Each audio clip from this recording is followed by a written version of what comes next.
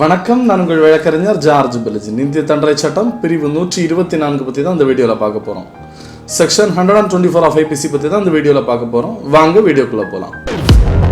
அடிப்படை சட்டங்கள், ஆவணங்கள் பற்றி தெரிந்து கொள்ள பின் லா சேம்பர் யூடியூப் சேனலை பாருங்கள், சப்ஸ்கிரைப் செய்யுங்கள்.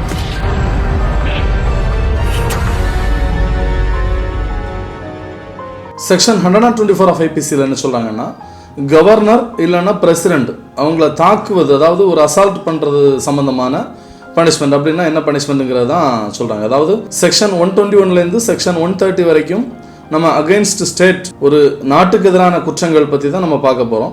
ஆஃப் அஃபென்சஸ் அகெயின்ஸ்ட் ஸ்டேட், ஒரு நாட்டுக்கு எதிரான குற்றம், இந்திய திருநாட்டுக்கு எதிரான குற்றங்கள் பற்றி தான் நம்ம பார்த்துட்டு இருக்கிறோம். அதே மாதிரி மாநில அரசாங்கத்துக்கு எதிரான குற்றங்கள், இது பற்றி தான் இந்த சாப்டரில் நம்ம பார்த்துட்டு இருக்கிறோம்.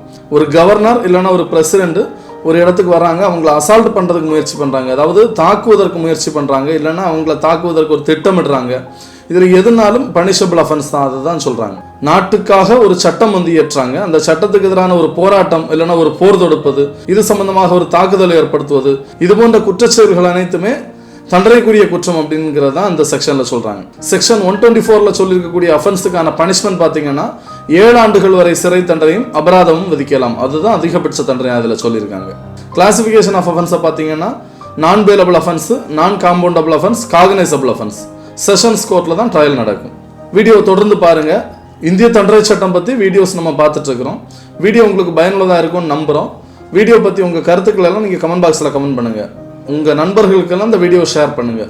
சேனலில் புதுசாக பார்க்கக்கூடிய நண்பர்கள், சேனலை சப்ஸ்கிரைப் பண்ணாதவங்க சப்ஸ்கிரைப் பண்ணிக்கோங்க. நன்றி, வணக்கம்.